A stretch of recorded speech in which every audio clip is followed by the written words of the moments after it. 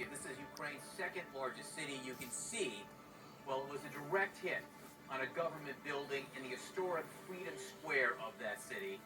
Ukrainians say at this point more than 20 people were injured in that blast. The Ukrainian President Zelensky just said dozens killed. We're waiting for confirmation of that. At this point, we hear that more people are still trapped in the rubble. Zelensky called the attack an act of terror and told Europe's parliament moments ago that every square in Ukraine should be called Freedom Square. This attack was on Freedom Square in Kharkiv. Zelensky says every square in Ukraine is Freedom Square. Also this morning, Russia's military is closing in on the Ukrainian capital of Kyiv. We have some new satellite imagery which show this Russian military convoy. It stretches for more than 40 miles, and it reaches the outskirts of the city. U.S. lawmakers were told in classified briefings this new wave of Russian troops could consolidate their positions in Ukraine and by sheer numbers overwhelm the resistance that we've seen so far from Ukrainian citizens. Video from one town shows residents using their cars, their bodies to block an approaching column of Russian military vehicles, about 40 of them. Those vehicles did eventually turn around and leave. In another town, you can see people putting up barricades, laying down spikes to block the Russian military advance. According to the UN, more than 500,000 refugees have already fled Ukraine to neighboring countries. Poland has welcomed the vast amount of them, and officials are expecting the number of those refugees to increase exponentially. The Ukrainian president speaking remotely this morning to the European Parliament after making an appeal for the EU to expedite his request to grant the country immediate citizenship, or membership, I should say. Let's go live now to Clarissa Ward. She is in Kyiv, and this was some kind of address that Zelensky gave to the European Parliament from where you are. He urged the Europeans to choose Ukraine, Clarissa. That's right, Brianna. I mean, this really feels like an existential moment for Ukraine. And the feeling here is that they're not just fighting for their own survival, but they're fighting for a way of life that people in the West enjoy, committed to liberal democracy. Obviously, today's events have been horrifying and very chilling indeed, particularly the targeting of Ukraine's second city, the city of Kharkiv. You saw that extraordinary image of a huge ball of flames engulfing at least several cars right in front of the administrative building in the main town hall. That's exactly where we were doing our live reports from just a few days ago, standing in front of that building.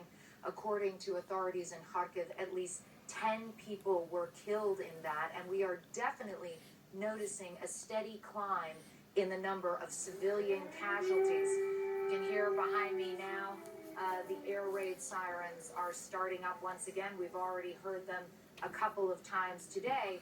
And the fear, as Volodymyr Zelensky put it in an address today to the people of Ukraine, is that the real focus now is on Ukraine's two main cities, Kyiv and Kharkiv. And he said, Kyiv and Kharkiv are the most important targets for Russia.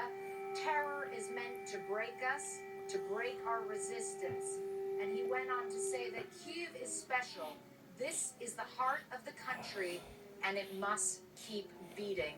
Now, for now, there hasn't been a blanket curfew put in place. People are still able to go out, but they're only really going out, Brianna and John, to try to buy supplies, to try to get groceries, batteries, things of this nature, because as we see this massive column of Russian armory and hardware bearing down on the capital, the very real fear is that this city will soon be completely encircled and that it will be extremely difficult to move supplies, to move food, to move humanitarian assistance in and out. And one more thing I want to mention, because it also sent a shiver down my spine, the Russian Defense Minister Shoigu accusing the Ukrainian military once again today of using civilian infrastructure as a shield for military hardware. This is the kind of propaganda we have heard from the Russians many times before,